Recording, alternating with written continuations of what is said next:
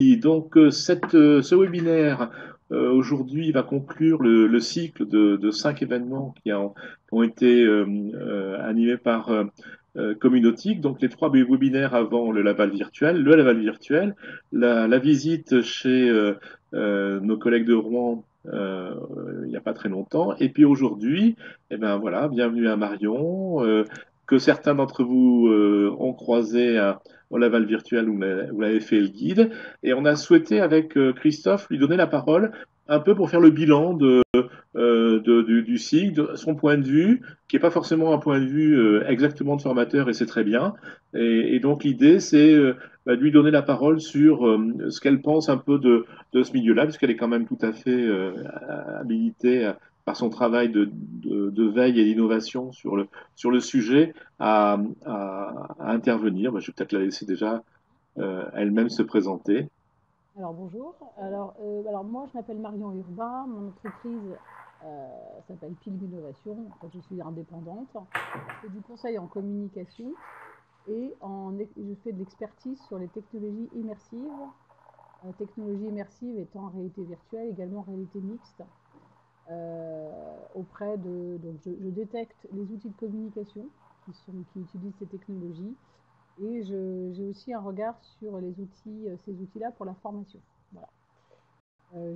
Du coup, dans ce cadre-là, j'ai organisé des visites du Laval virtuel. Je ne sais pas si Isabelle, vous l'avez suivi peut-être.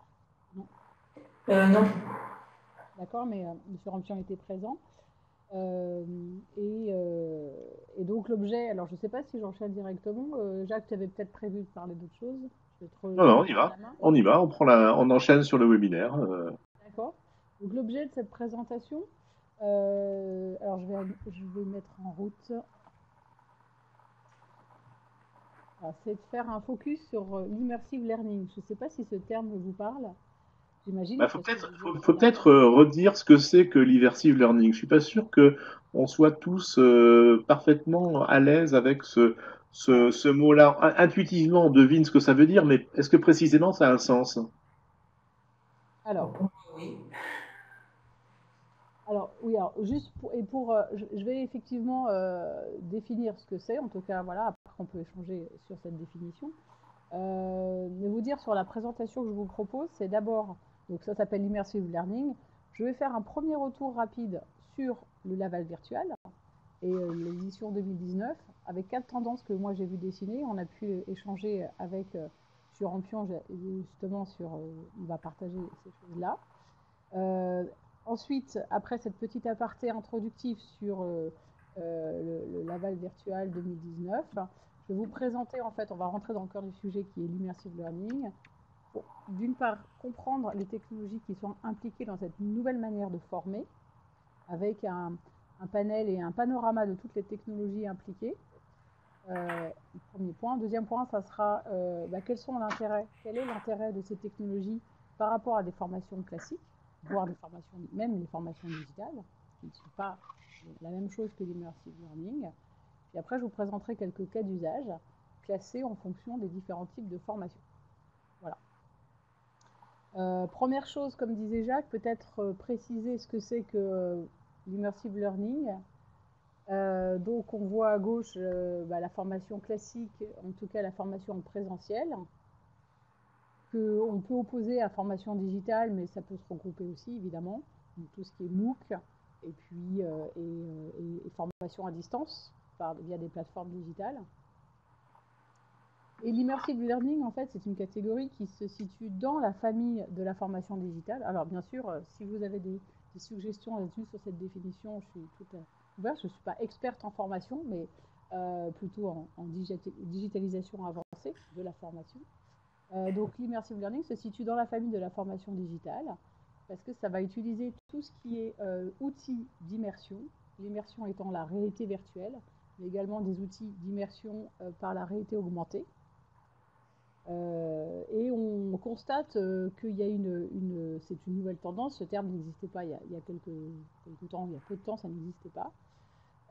Et que l'immersive learning vient s'imbriquer. Tout s'imbrique, en fait. On ne fait pas uniquement de la formation dans un casque de réalité virtuelle, mais c'est imbriqué dans la formation digitale qui est elle-même imbriquée dans la formation présentielle. Voilà. Donc l'ensemble, quand on utilise les 3 types de formation, le terme anglais, et peut-être qu'il y en a en français, je ne le connais pas, on parle de blended learning. Voilà. On mélange tous ces types Ouais, de formation mixte, on dit. Bon, formation voilà. mixte, tout simplement. Bon, j'ai Ouais. peut-être trop tendance à utiliser des termes anglais, excusez-moi, mais voilà, c'est la formation mixte. Voilà. Si je peux me permettre, pour moi, l'immersive learning, ça reste pas une formation digitale. On peut faire de l'immersive learning en présentiel, c'est-à-dire dans des organismes de formation, on peut très bien imaginer avoir un espace qui représente un espace, Oui. je sais pas, ça peut être une pharmacie, n'importe quel espace, mais qui est en réalité, et on fait aussi de la formation comme ça, quoi. C'est pas, pour moi, l'immersive learning, c'est pas que à distance, ça peut être aussi en présentiel. Je suis tout à fait d'accord. Je l'ai mis à côté du digital parce qu'on est dans les nouvelles technologies. C'est par là que ça se rapproche. Par contre, vous avez totalement raison. L'immersive learning, et c'est sa qualité propre, c'est qu'elle peut avoir lieu n'importe où. On n'est pas obligé d'être face à un ordinateur. On peut être en formation et on peut être également sur son lieu de travail, en situation de travail. Vous avez tout à fait raison. Alors, effectivement, là, je l'ai mis à droite sur formation digitale parce que pour l'opposer à ça et le rapprocher d'une certaine manière en disant que ça utilise les nouvelles technologies. Mais là, on est plutôt sur des technologies avancées que digital simple. Ouais, Ce mais qu'on appelle digital c'est vrai que avancé. la confusion vient du fait que quand on parle de présentiel en formation, on l'oppose souvent à distanciel, alors que c'est vrai qu'on fait de la formation digitale à la fois en présentiel et en distanciel. C'est juste peut-être qu'on a eu ce réflexe-là en fait. Bien sûr. Oui, tout à Ouais. fait. Mais vous avez, c'est tout Ça, à fait la base, c'est... bien sûr. Moi, ce que je dirais par rapport à ça, c'est que c'est le schéma que fait Marion, là, c'est un schéma qui est historique. Ça s'est manifesté comme ça. Et il faut effectivement le prendre comme ça. Je pense qu'aujourd'hui, les cartes sont beaucoup plus rebattues que ça. Mm. Je vais faire un tout petit point technique par rapport à Isabelle. Isabelle, si vous trouvez l'endroit où vous pouvez baisser un tout petit peu votre micro, ça sera plus confortable pour tout le monde. Merci. Marion, la suite. Très bien. Après cette introduction, je vous propose un point sur un bilan sur le Laval Virtual 2019. Il y a mon téléphone qui sonne, vous l'entendez pas? Ça vous gêne pas? Non, non, Bon, ça il va. ignore. Très bien. Eh ben, Pas très trop bien. grave. C'est le fixe, alors je peux pas le mettre sur silencieux. Voilà, donc ce bilan de Laval Virtual en 4 tendances. Alors la première tendance, alors j'organise des visites du Laval Virtual, c'était la 4e année, et je suis donc lavalloise et présente sur le salon en tant qu'exposante et visiteuse depuis une quinzaine d'années. Ce que j'ai remarqué, c'est que la formation était un marché en grande tendance, en augmentation de présence sur le salon, avec beaucoup de domaines concernés, tout domaine de formation, qu'on soit sur la sensibilisation à la sécurité, l'apprentissage technique, mais également les formations aux qualités relationnelles, qui était une nouvelle tendance que j'ai vue, enfin voilà, tous ces domaines, voilà, et il y avait un nombre d'exposants en augmentation sur ce marché-là, avec certains exposants historiques qui commençaient aussi à se recentrer sur ce marché, en y voyant un marché porteur. Donc, ça, c'est un phénomène qui est lié à la fois à la baisse du niveau d'acquisition des casques de réalité virtuelle, qui deviennent plus accessibles, mais également à la capacité de créer des contenus de manière beaucoup plus simple. On en reparlera un peu plus tard, c'est que alors que il y a une dizaine d'années, ou il y a 5 ans, on va dire même, on ne pouvait créer que des environnements virtuels sur ordinateur, donc en infographie. Aujourd'hui, faire de la captation en 360, alors les puristes diront qu'on n'est pas sur la réalité virtuelle, ils auront raison, mais ils ont également tort dans une certaine mesure. Et donc ça permet à un coût de création très très abaissé des environnements virtuels et donc une accessibilité renforcée et un marché de la formation, voilà, des scénarios possibles. Donc voilà, beaucoup d'acteurs sur le domaine de la formation dans le Laval virtuel. Également, et M. Rampion le signalait lors de sa visite au Laval virtuel cette année, énormément d'outils formateurs. Donc, c'est des outils qui sont mis à disposition des formateurs, comme on pourrait faire le parallèle, c'est comme des CMS pour site internet. Ce sont des briques technologiques, logicielles, qui vont s'intégrer, soit qui sont des briques à part, et des logiciels à part, soit qui s'intègrent dans le LMS, donc Learning Management System d'une organisation, et qui permettent de créer facilement des modules de formation utilisant soit la vidéo 360, soit la réalité virtuelle, soit la réalité augmentée. Donc il y a eu beaucoup d'acteurs là-dessus. On parlait de SpiderNet avec son projet Sphere, mais il y a également SBS Interactive. On a pu voir Virtuway, qui était une toute jeune entreprise basée à Paris, qui était présente au Laval Virtual. InnoActive, le grand projet développé par Volkswagen, qui a développé toute une plateforme de formation pour ses collaborateurs et qui est gérée par un LMS en autonomie par les formateurs du groupe. Voilà. Donc ça, grosse tendance aussi. On pouvait avoir l'impression qu'il y a une sorte de standardisation et qu'on voyait beaucoup en fait, de projets un peu concurrents. Donc, moi, je dirais que c'était un peu moins l'effet waouh des années passées, il y a 2-3 ans au Laval Virtual, parce que le marché devient tellement mature qu'on voit apparaître des concurrents avec des produits mainstream, des produits qui sont presque quasiment sur étagère, et donc avec beaucoup de concurrence, ce qui est signe que le marché est vraiment porteur quand il y a beaucoup de concurrents. Pour autant, je reviendrai dessus, je reviendrai aussi sur ce point, on a vu des choses toujours assez innovantes sur le salon. Le troisième point, justement, c'était, on a eu beaucoup d'outils mobiles, je parle de hardware, donc de logiciels et de casques surtout, avec des casques mobiles.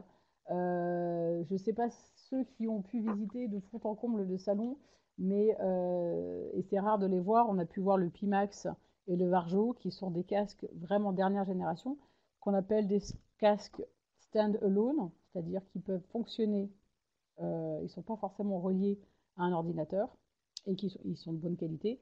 Et pour revenir sur le Pimax et le Varjo, ce sont les meilleurs casques du marché, avec une définition qui est, voilà, c'était l'occasion de les tester parce que le casque, par exemple, Vario, on dit, pardon,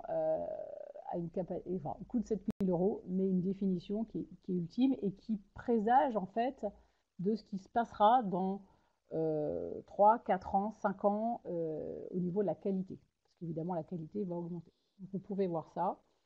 Et puis, Laval Virtual a toujours été assez en avance, ou en tout cas, pas en avance, mais il y a toujours eu beaucoup de présentations d'outils haptiques.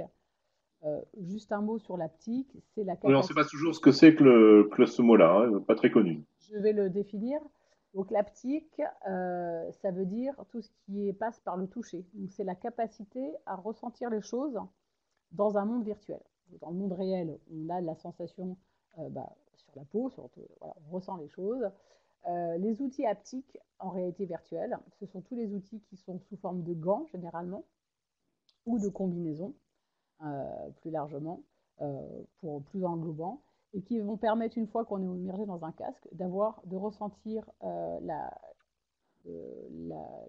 comment dire, l'appréhension d'un objet, de ressentir aussi parfois, enfin aussi le contour de l'objet, sa forme, sa rugosité, de manière de plus ou moins fine. Donc il y avait beaucoup de gants, des Manus VR par exemple, qui étaient présents. Et ça se développe énormément. Je ne sais pas si je rentre plus en détail, mais là-dessus, pour l'instant, voilà, pour moi, ça, c'est les 4 tendances qui étaient fortes sur le salon. Et n'hésitez pas. Je poursuis ou il y a quelques questions là-dessus? On peut avancer, je pense que nos petits D'accord. camarades sauront nous Voilà. réagir. Alors, ma slide passe pas. Voilà, c'est bon. J'essaye de faire passer la slide. Voilà, ça y est, c'est bon. Je vous propose, en introduction, pour ceux qui nous ont rejoints, je disais que je proposais de commencer après ce bilan de Laval Virtual et cette définition de l'immersive learning, une présentation en fait des différents outils. Donc, je vous propose une classification des outils d'abord par la création. Alors, je vais peut-être balayer, vous dire d'abord ce dont je vais parler, comment on crée les objets et comment ensuite on les diffuse. Et puis ensuite, toutes les technologies qui permettent de s'immerger de manière de plus en plus réaliste dans les environnements virtuels. Donc la création, d'abord, un petit historique rappel, depuis longtemps, l'origine de la réalité virtuelle, c'était de créer sur ordinateur des mondes virtuels en modèle 3D.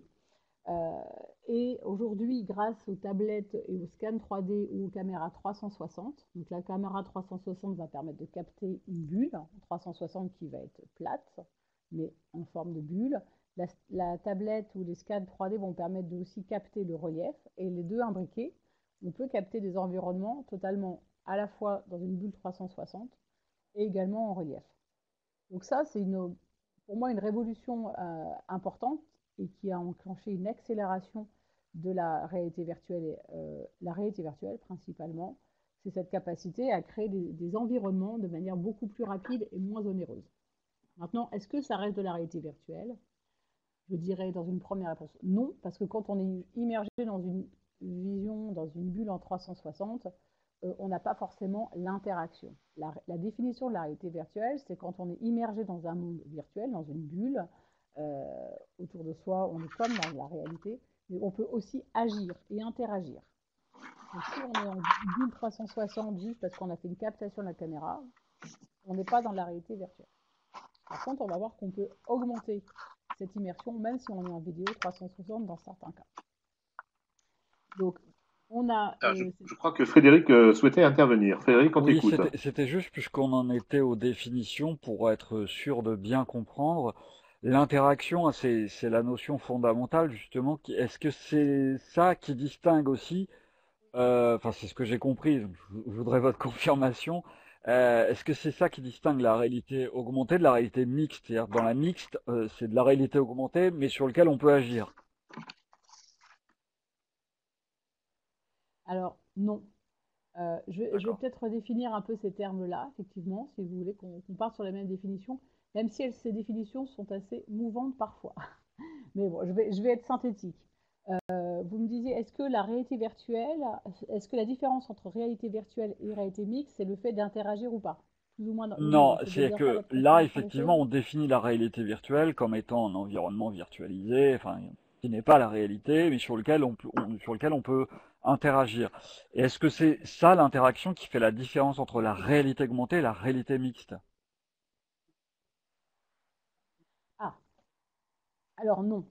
Ce qu'on appelle réalité, alors vous avez bien défini la réalité virtuelle. On peut interagir dans un monde virtuel dans lequel on est projeté intégralement et on n'a plus aucun contact avec le monde réel. On est dans un casque et nos yeux ne voient que le monde virtuel dans lequel on est posé, on est intégré. Et la réalité augmentée, vous gardez un lien avec la réalité et vous voyez autour de vous, comme aujourd'hui, là vous voyez autour de vous, mais vous avez des informations numériques qui vont se superposer à la réalité. Vous allez avoir quelques... imaginez, vous avez quelqu'un... Je pourrais venir faire une présentation en réalité augmentée demain, et du coup, au lieu de me voir à l'écran, vous auriez une tête ou une personne qui serait devant vous, moi, projetée devant vous, dans votre environnement, dans votre propre bureau. Donc là, vous avez une projection de quelqu'un de numérique, de digital, dans un environnement réel.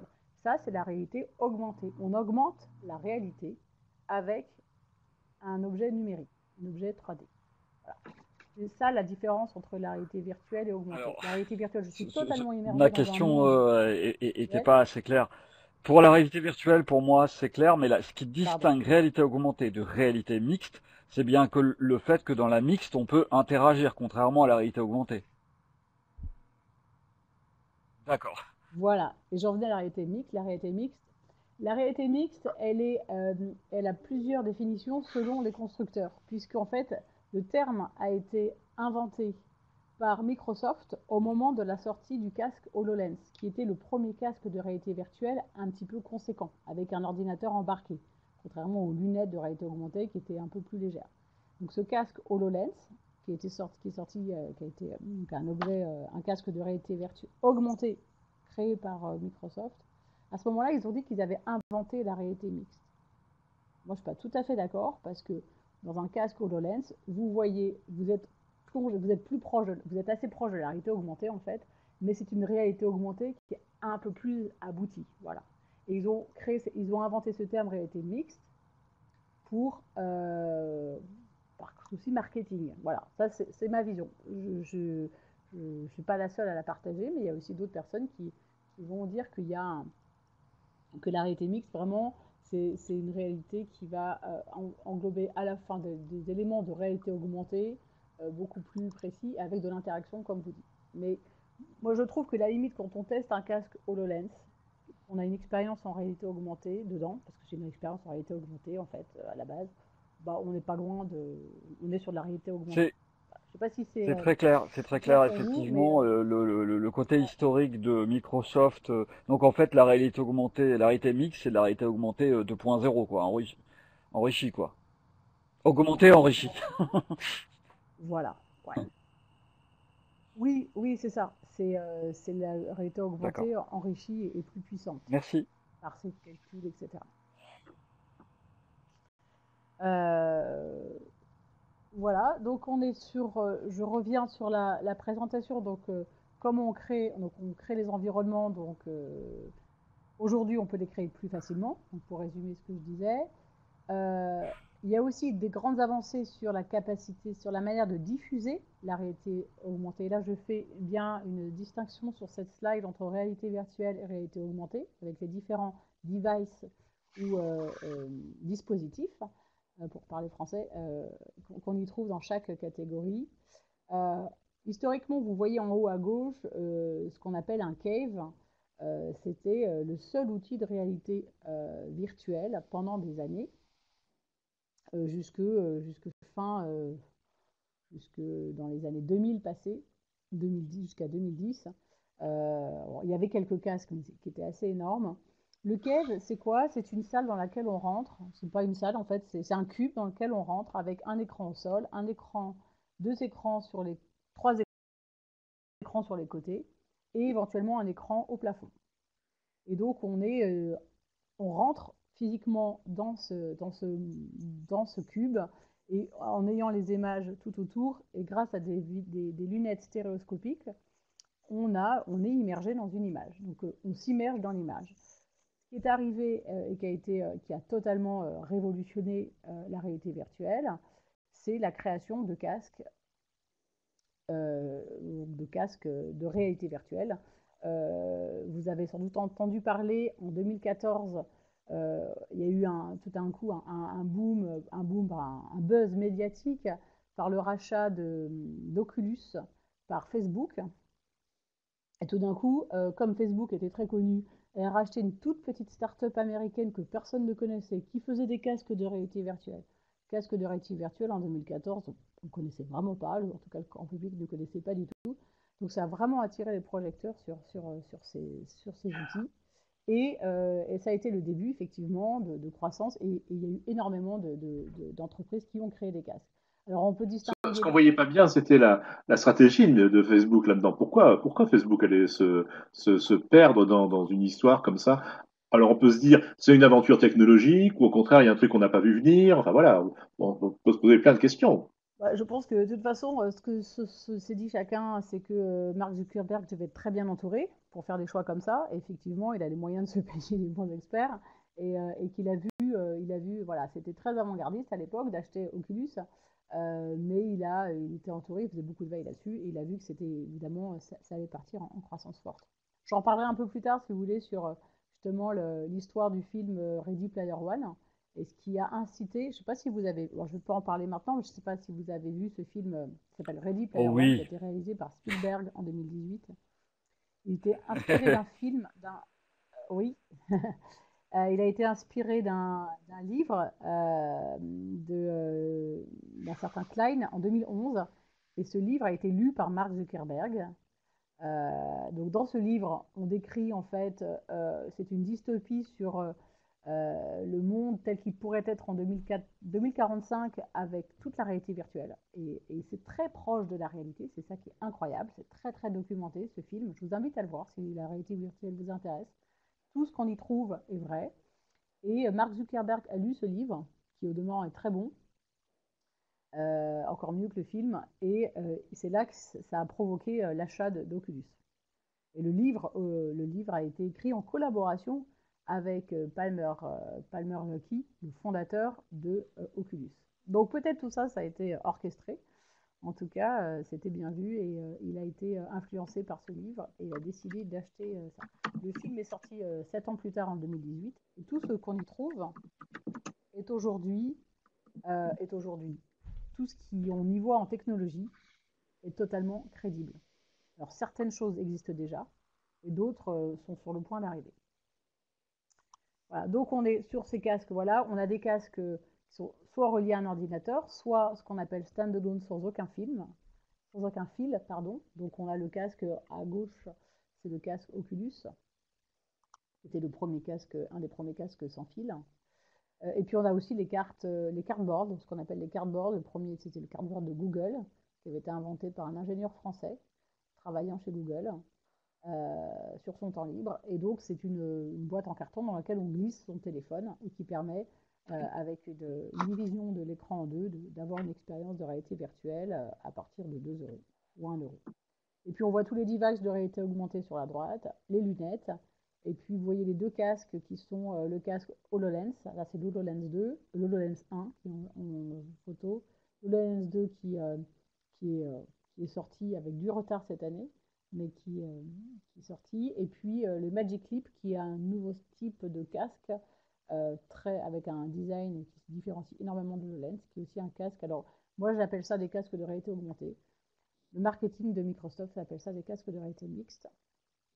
Et puis après, j'ajoute tous les autres écrans. Tous les autres écrans permettent d'avoir des expériences en réalité augmentée, bien sûr, parce qu'on voit à travers la caméra. Je poursuis, donc ça c'est les modes de diffusion. Donc grâce à l'invention du casque de la réalité virtuelle et puis à l'arrivée des casques de réalité augmentée, on a des technologies qui deviennent de plus en plus matures et qui permettent des usages de plus en plus forts. Il faut noter tout de même que si on doit séparer réalité virtuelle et réalité augmentée, il y a un léger retard de la réalité augmentée par rapport à la réalité virtuelle. Pour autant, les pronostics des experts, beaucoup d'experts prédisent que la réalité augmentée est vraiment la technologie qui va révolutionner de manière plus en profondeur nos modes de travail que la réalité virtuelle. Bon. Après, il y a des dans les experts, alors moi je suis plutôt réalité virtuelle, comme vous avez peut-être pu le deviner. Moi je pense plus à mon application, en tout cas dans la communication et la formation, moi je suis plus sur la réalité virtuelle. Mais voilà, après il y a des guerres de clochers, mais on ne va pas rentrer dedans. Voilà, pour la diffusion, ensuite on a tout ce qui permet d'interagir avec le virtuel. Comme on disait que quand on est immergé dans une bulle 360 ou dans un environnement 360 en 3D, fait par ordinateur, c'est pas la virtualité si on n'est pas en interaction. Donc là, juste un petit historique des interfaces homme-machine. Donc première interface, c'est le clavier et la souris. On a aussi deuxième interface possible, c'est les manettes qui sont fournies avec les casques de réalité virtuelle. On a deux types de manettes, l'Oculus Rift et l'Oculus Go, là en haut et en bas. Et puis demain, pour vous montrer l'état de la recherche, alors c'est des produits qui sont actuellement en vente, que je vous présente sur la droite.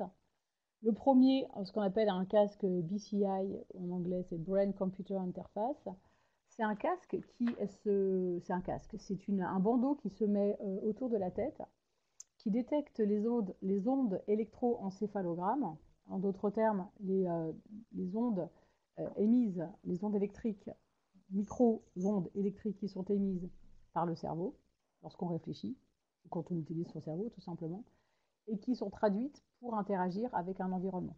Donc on est vraiment dans un... C'est pour vous montrer, alors aujourd'hui, on peut avoir des expériences avec ça. Il y a une expérience qui a été faite en réalité augmentée avec ça, et en fonction de... Donc on met ce casque BCI sur les tempes.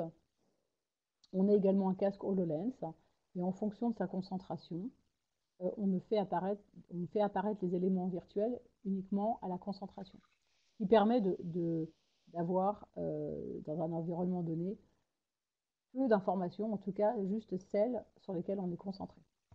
Alors, c'est un projet qui est développé par Clarté, qui est le centre de ressources technologiques de Laval. Donc on pourra... pourquoi je vous parle de ça? Parce que c'est fondamental de libérer ses mains. Quand on est avec un clavier, une souris, voire une manette, on n'est pas comme dans la réalité. Enfin, on est tributaire d'une interaction et d'un outil. quand on est dans un casque, on ne peut pas taper des choses parce qu'on voit pas on voit pas ses mains. Donc, avoir une interface possible homme-machine avec ce type d'objet permet demain d'avoir des immersions et des interactions avec le virtuel beaucoup plus fortes. Et pour la culture, on va dire, il y a aussi le MIO qui fait la même chose avec les ondes électromyogrammes. Donc, c'est les ondes émises, donc c'est des micropulsions électriques émises par les muscles. Et donc, ce bracelet se met au niveau de l'avant-bras et permet en fait, en libérant la main, avoir uniquement, en bougeant les mains, ça active le muscle de l'avant-bras et c'est traduit comme information pour interagir dans un monde virtuel.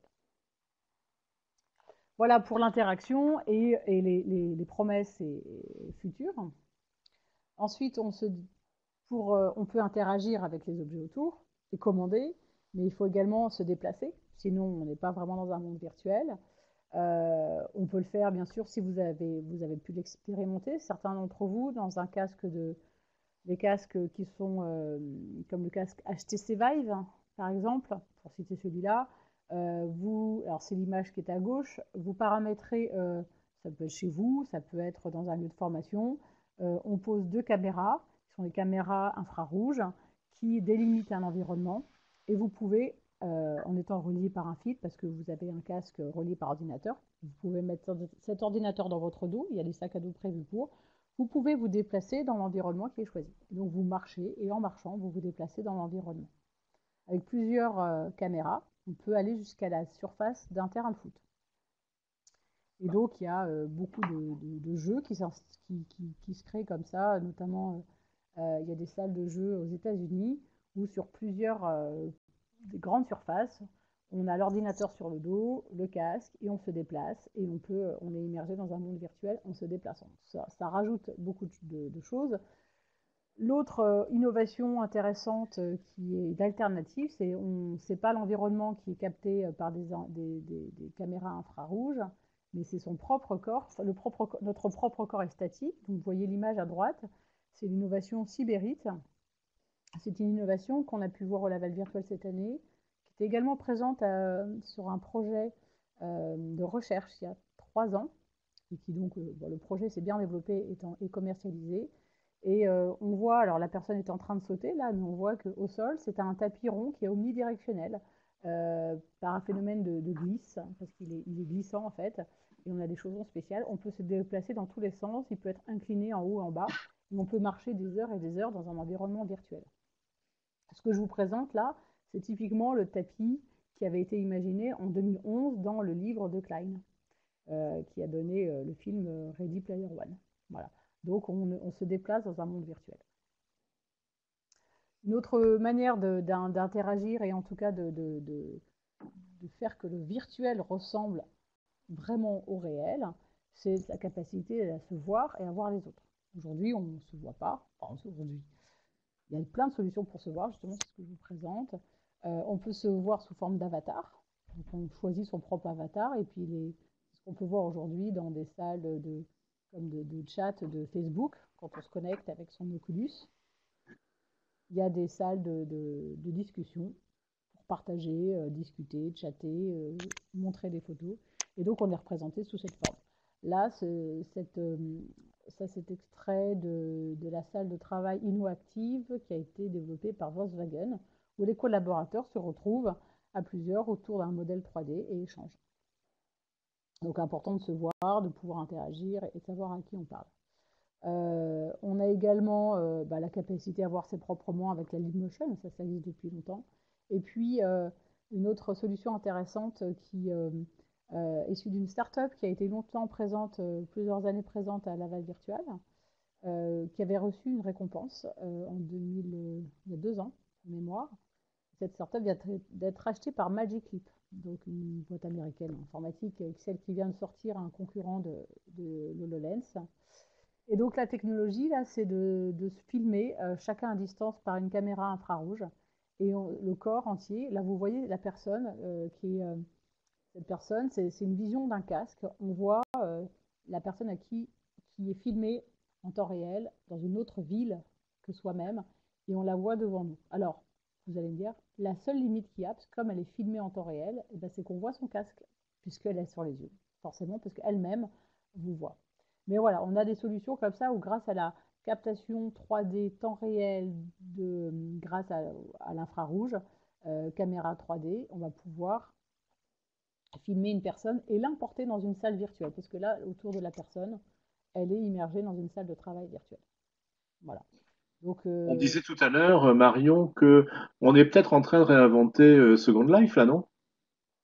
eh ben, tout à fait. Tout à fait. Il y a un projet qui s'appelle Sensar, qui est le projet de créer. Alors, c'est les créateurs de Second Life, justement, qui ont lancé une plateforme qui s'appelle Sensar, dans lequel on sera comme dans Second Life, mais on est projeté soi-même. C'est-à-dire qu'on va pouvoir. Alors, je sais pas, je pense que ça sera sous forme d'avatar dans un premier temps, mais on va pouvoir être totalement être dans un monde virtuel.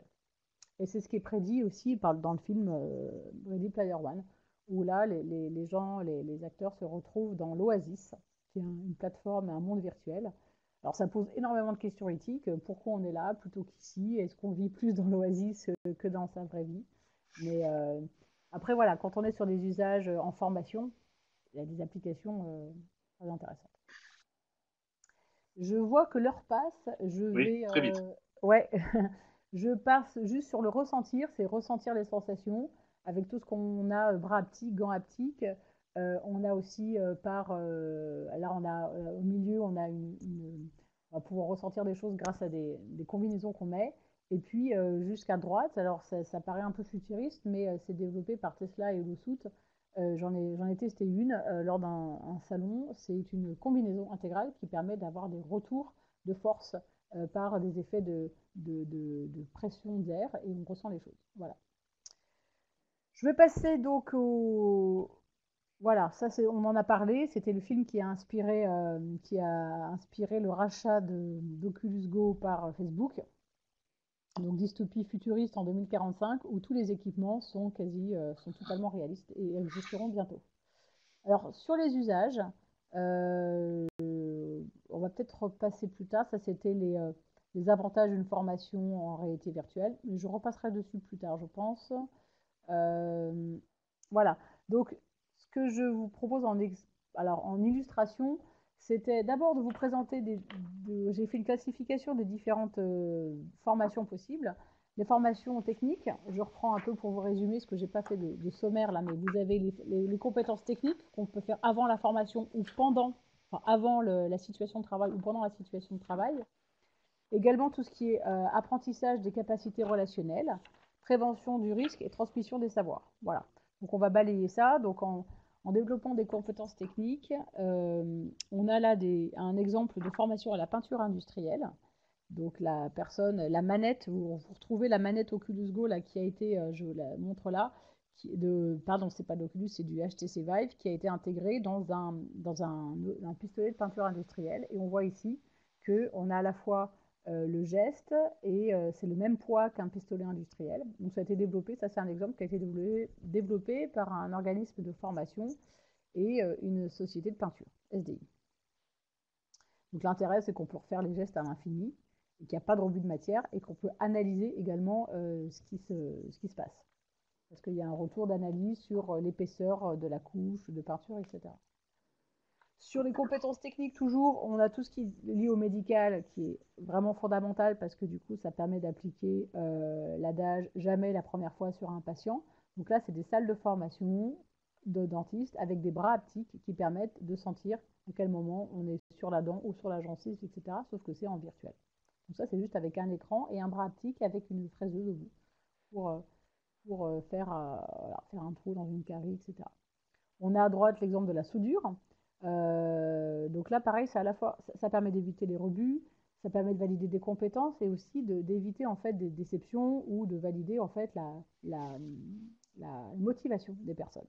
Donc là, tout est fait à l'identique. On voit le poste à soudure, en fait, c'est un ordinateur qui a été bien camouflé et on peut s'entraîner. Donc on voit les intérêts, c'est qu'on évite surtout les rebuts.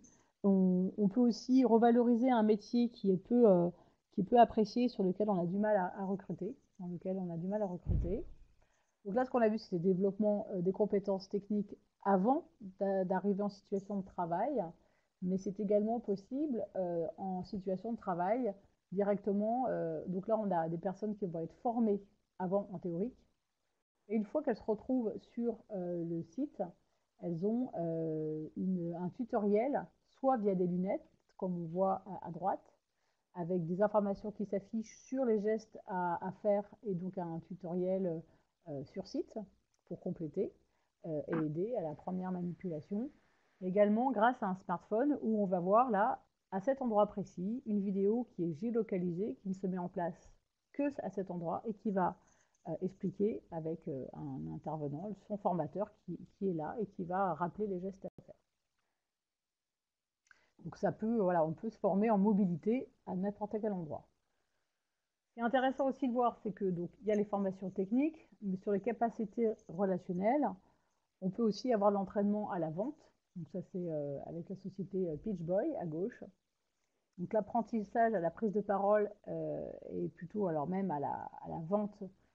On voit là un exemple où on doit vendre en face de nous, on a une personne qui est filmée en 360 et on parle, on a le casque et on parle librement.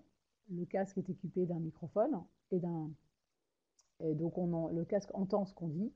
Le casque, donc ça c'est avec un casque Oculus et il y a de reconnaissance vocale, donc un logiciel de reconnaissance vocale.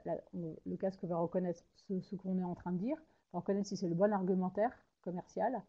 Et donc la personne qui est en face, c'est une actrice qui est filmée avec différentes expressions et en fonction de ce qu'on va dire, va réagir positivement et négativement. Donc c'est des scénarios qui sont faits avec un acteur qui répète 80 situations différentes et 80 attitudes différentes à peu près en moyenne. Et en fonction de ce qu'on va dire, elle va réagir en disant ah oui, non, je ne suis pas intéressée, etc. Donc ça, on est sur des technologies qui, en plus de la vidéo 360, vont embarquer de la reconnaissance vocale, NLU, reconnaissance vocale, intelligence artificielle, c'est un logiciel apprenant, et vidéo 360 avec une vidéo interactive avec différentes arborescences en fonction de ce qui va être dit. Ça permet de se former de manière répétée avec des scénarios très différents et de se former sur son lieu de travail. Pour vous citer, donc cette société, la Pitchboy, elle est basée à Paris. Elle vient de vendre à Orange Belgique des formations vendeurs en boutique. Donc ces formations, elles ont eu lieu, il y a eu une journée en présentiel. Et ensuite, chaque vendeur repart, alors chaque boutique plutôt, est équipée d'un casque de réalité virtuelle avec cette démo, avec une séquence d'entraînement à la vente avec un client fictif. Un fictif qui a été une vidéo qui a été faite avec un client. Et donc les collaborateurs, les vendeurs des boutiques Orange peuvent s'entraîner. Ils peuvent s'entraîner 1 heure c'est même pas 1 heure, je veux dire 10 minutes, un quart d'heure par jour. Et tout ce qui est fait, à chaque fois qu'ils progressent en fait, comme c'est en intelligence artificielle, ils peuvent noter leur progrès. Et leur formateur a un LMS qui intègre toutes les remontées. Il peut valider en fait les progrès de chacun. Voilà, ça c'est. Je disais que la vidéo 360 était effectivement pas de la réalité virtuelle, mais dans certains cas, quand on y ajoute de la reconnaissance vocale, de la vidéo interactive qui change en fonction de notre interaction, là pour le coup c'est la voix, là on est dans une solution de réalité virtuelle. On peut dire qu'on est en réalité virtuelle et les usages sont énormes. Voilà. Donc, soft skill, on est aussi à droite. Alors l'image ne vous parle pas, j'ai pas de vidéo là-dessus malheureusement, mais c'est une entreprise d'assurance américaine qui avait constaté que ces experts, en fait, acquéraient une expérience au bout de 10-15 ans. Au bout de 10-15 ans, c'était les meilleurs parce qu'ils viennent faire des enquêtes dans les maisons pour savoir, pour détecter si le dégât est vraiment d'origine naturelle ou accidentelle et pour vérifier qu'il n'y a pas de fraude. Donc ces meilleurs agents, ce sont eux qui ont 10 à 15 ans d'expérience, forcément, parce qu'ils ont vu énormément de scénarios. Alors, ce qu'ils ont imaginé, c'est qu'ils ont fait des scénarios en réalité virtuelle. Donc là, c'est de la réalité virtuelle faite par ordinateur, c'est pas de la vidéo 360. Ils ont 500 scénarios différents. Et donc, les jeunes experts peuvent s'entraîner alors sans limite de temps, parce que tous les scénarios sont imaginés, et donc ils acquièrent en accéléré de l'expérience. Donc là, on voit que la formation donne de l'expérience. Je trouve que ce cas est très intéressant, parce qu'on peut on peut accélérer les choses, ça accélère le temps, et on peut donner une expérience de 15 ans à quelqu'un, ou en tout cas qui soit proche de la qualité d'expérience. Donc on est là, l'intérêt, effectivement, c'est qu'on a des scénarios qui ne sont pas reproductibles en réalité, qui le sont grâce à ça.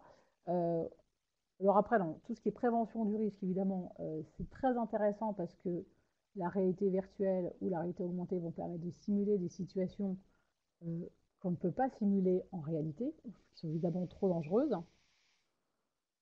Je veux dire juste un mot sur la prévention incendie. Alors peut-être que certains d'entre vous qui ont été présents, si vous avez été au Laval Virtual, vous avez pu voir sur le stand de Clarté la prévention incendie, alors qu'il n'y avait pas de nom encore, maintenant ça s'appelle le XR Fire Trainer. Et donc là, c'est un mix de technologies. Alors vous voyez la personne, là, elle a un casque de réalité virtuelle, mais devant, on a ajouté une caméra 3D. Une caméra, je crois que c'est la caméra LiPAR. Donc c'est une petite caméra plate qui se colle devant le casque. Et alors là, on est sur un phénomène très intéressant technologiquement, puisque la caméra va filmer l'environnement autour de nous et va repérer non seulement l'environnement, mais aussi le relief, parce que c'est une caméra 3D. Et donc on retourne, on a une vidéo de l'environnement réel, donc on est comme dans la réalité, enfin, on voit autour de soi grâce à ce report vidéo. Et comme c'est de la vidéo et non pas la réalité, on va pouvoir injecter facilement des effets en réalité augmentée, donc des informations numériques qui vont, et ces informations numériques, ça va être un feu virtuel.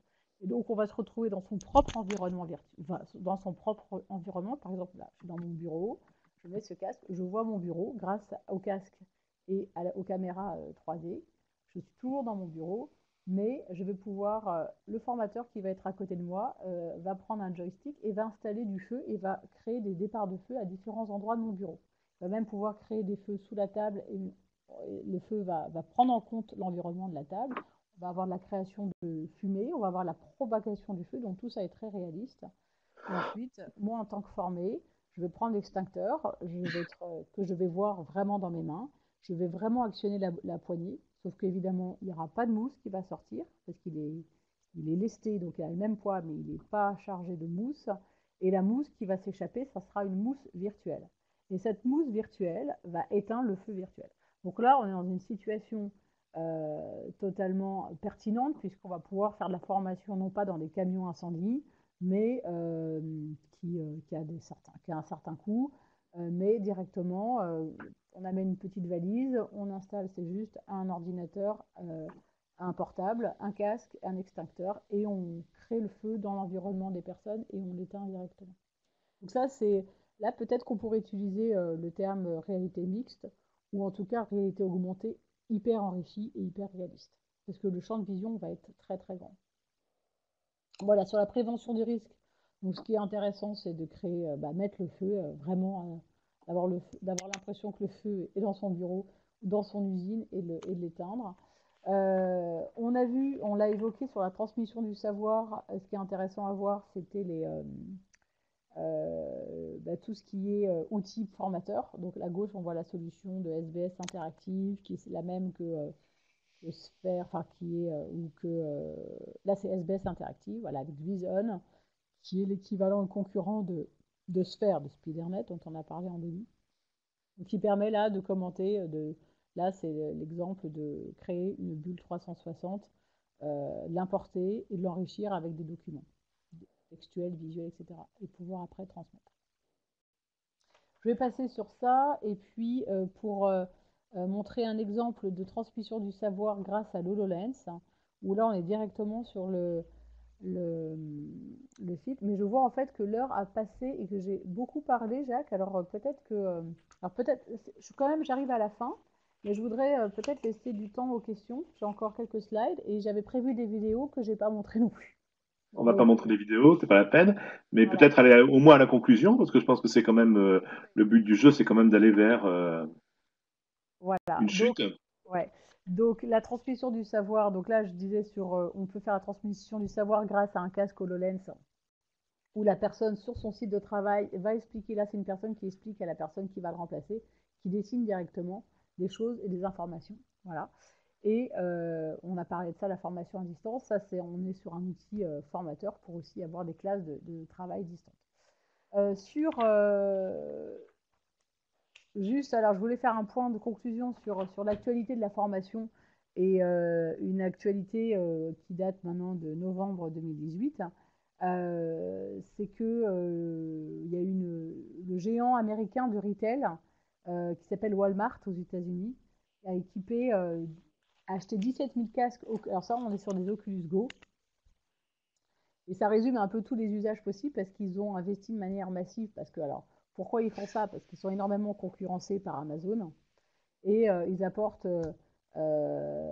ils ont créé, équipé tous leurs salariés. Donc, c'est des formations qui sont sur site, qui ne sont pas dans des centres de formation, qui sont sur site, sur le lieu de travail, qui permettent de former à la réglementation. Parce que c'est plus intéressant d'être formé aux règles de sécurité dans des scénarios. On les apprend mieux que de lire un document obligatoire sur la réglementation.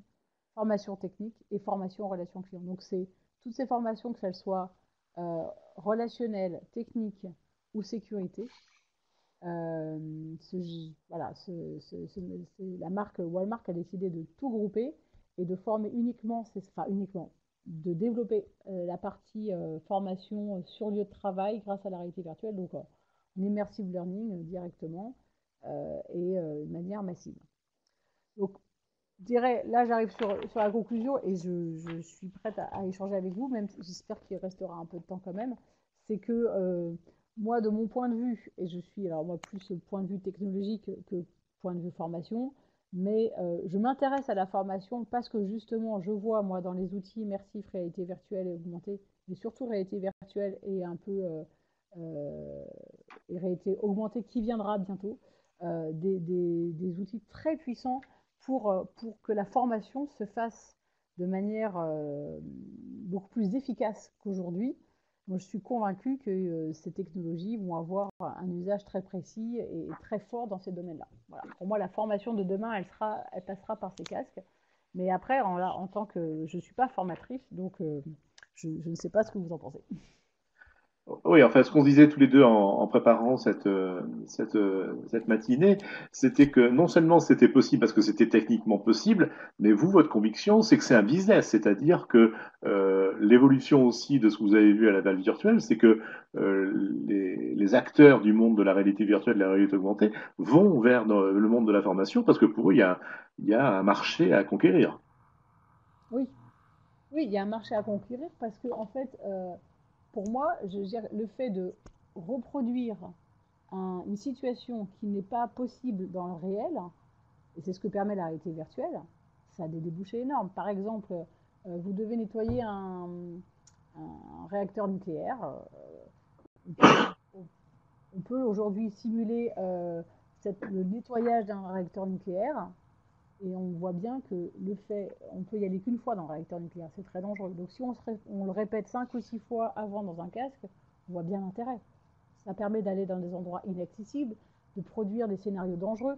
Tout ce qui est formation à la sécurité, reproduire des environnements compliqués, dangereux, inaccessibles, trop lointains, tout ça c'est accessible. Aujourd'hui, je ne vois pas comment on peut y avoir accès autrement que par des jeux de rôle, etc. assez poussés. Donc ça ouvre cette possibilité de se projeter dans un monde virtuel permet de multiplier les scénarios possibles.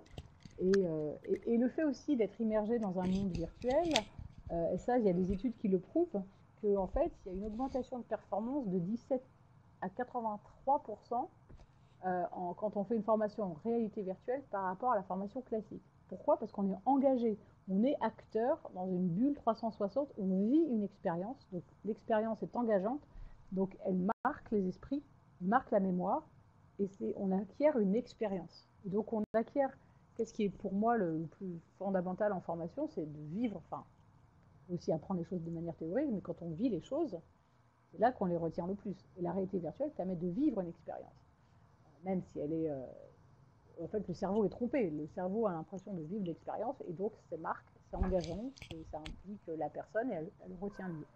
Je pense que voilà, ça c'est pour l'apprentissage, c'est révolutionnaire.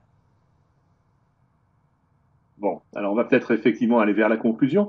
Alors je ne sais pas si Frédéric ou Isabelle avaient une question ou la troisième personne qui nous a rejoint tout à l'heure, à qui j'ai aussi attribué le micro, pour conclure un peu ce cycle qu'on a voulu faire chez Communautique. Allez, honneur aux dames. Isabelle, est-ce que vous avez une conclusion à tirer de ce que vous avez pu voir, de ce qu'on a montré sur ces différents rendez-vous? L'environnement virtuel peut permettre de mettre un apprenant dans des situations dans lesquelles on pourrait pas mettre en présentiel. Voilà. Ça permet aussi d'aborder de la formation par l'erreur, ça permet d'aborder pas mal de choses qu'on ne peut pas faire sur du présentiel. Voilà. Donc oui, c'est vrai que c'est très intéressant.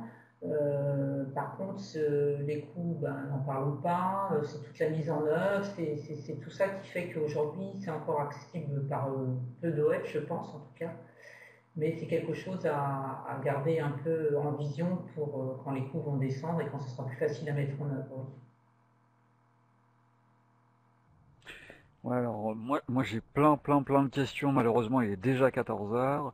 Frédéric, Peut-être est-ce que tu veux rebondir intervenir? exactement sur ce que disait Isabelle, c'est-à-dire que effectivement en termes d'investissement, on voit aujourd'hui, alors investissement et puis aussi j'allais dire praticité, parce que il y a les casques autonomes, enfin standalone, dont vous avez parlé, mais qui font que la définition aujourd'hui elle est quand même encore trop faible pour qu'on ait des environnements qui soient réellement engageants, et on est toujours obligé d'être avec le fil à la patte, avec Oculus ou HTC, et donc de aussi avoir un investissement matériel dans une machine conséquente avec une carte graphique qui suit, et donc c'est vrai que l'investissement continue à rester important. Moi j'avais une question un peu sur les évolutions justement dans le cadre de la formation, parce que c'est vrai qu'on voit depuis très longtemps des implications, enfin des implications, c'est pas ce que je voulais dire, mais en tout cas euh, des, euh, des adaptations au monde de la formation qui paraissent évidentes. Alors la sécurité au travail, sur le fait de pouvoir apprentissage essai-erreur, mais euh, moi j'ai l'impression qu'on bloque aussi un peu technologiquement sur le fait que quand on arrive sur des métiers où il y a un geste, la motricité fine, où on manipule, où on a du façonnage, là déjà c'est beaucoup moins parlant, parce que comme on n'a pas la main quelque part, enfin on peut l'avoir mais dans certaines situations, mais on n'aura pas la possibilité d'avoir un geste fin. Voilà, puis j'avais d'autres questions aussi sur la réalité augmentée, mais sinon on reste en ligne jusqu'à 15 heures.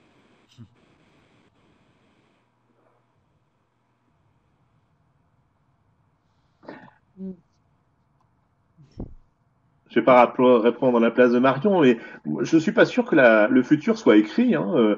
Moi, j'ai l'impression que, à vous écouter, moi qui suis pas du tout un spécialiste du sujet, l'avenir est vraiment extrêmement ouvert. Ce qu'on a vu tout à l'heure sur les capacités Haptique. à comment appeler ça, mémoriser le mouvement de l'individu, voire avoir des pensées, une espèce de pensée incroyable, hein, enfin, fonctionnement par casque, ça, moi, ça me paraît pas forcément si lointain que ça. Je sais pas, Marion, vous voyez ça à quelle échéance? De quoi? L'utilisation d'un casque BCI, Hmm. comme j'ai présenté, c'était en démonstration du Vivatech Bah oui, voilà. Donc, il y a 2 semaines. Alors, c'est assez limité dans la mesure où c'était un match entre 2 personnes et l'une devait envoyer la balle à gauche, l'autre à droite. Donc, on est ouais. sur gauche-droite. On n'est pas encore sur des choses, là, je dirais plutôt une dizaine d'années, quoi, 10, 15. Bon. Voilà. Alors, bon, on va patienter alors. Sur des choses simples, Est-ce que comme, vous voyez faire envoyer une d'autres balle à gauche ou à déploiements en droite, ça fait c'est possible quand de même, la hein, VR c'est pas rien. dans la formation, en D'accord. dehors même de ce qui nous vient naturellement, encore une fois, la sécurité au travail.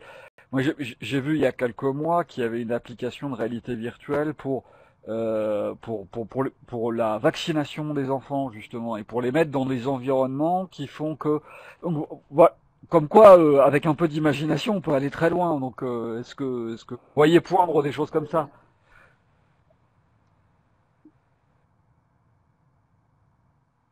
Oui, oui. Alors ça, c'est pas Alors, il y a tout ce qui est le domaine de la santé. Et là, c'est ça dont vous parlez, avec de l'hypnose en réalité virtuelle, qui est possible, ou l'anesthésie en réalité virtuelle. Donc sur des niveaux faibles d'anesthésie, par exemple pour avoir une ponction lombaire, ou calmer un enfant avant une piqûre. Donc ça, via une immersion dans un casque et dans un environnement, donc on envoie l'enfant est projeté, immergé dans un environnement calme et zen, et donc on peut totalement lui éviter la prise de médicaments ou la prise de calmants qui précèdent une anesthésie. Or, pour un enfant, c'est fondamental. Alors, c'est très bien, parce qu'on évite des calmants qui sont un peu forts parfois, parce que les anesthésies peuvent être administrées que lorsque le corps est calme. Donc, on donne des calmants, des médicaments. Donc, ça, la réalité virtuelle va permettre ça. Donc, en santé, alors, je ne l'ai pas évoqué parce que c'est la santé, et la santé, effectivement, l'hypnose en réalité virtuelle, l'anesthésie en réalité virtuelle, des opérations à distance, en réalité augmentée pour donner plus d'informations. Et alors, moi, je veux dire que c'est ça qui m'intéresse aussi, parce que c'est des technologies qui font un peu peur. Et moi, ça me fait peur, hein, même si je suis dedans, je ne suis pas à 100% convaincue de tout. Mais quand elles ont des usages favorables, je trouve qu'en formation, c'est favorable, parce que quand on forme au risque, prévention de risque, aux métiers techniques, etc., bah, ça a une valeur. Également, quand on utilise pour la santé et l'amélioration du confort, je trouve que c'est des choses qui sont intéressantes.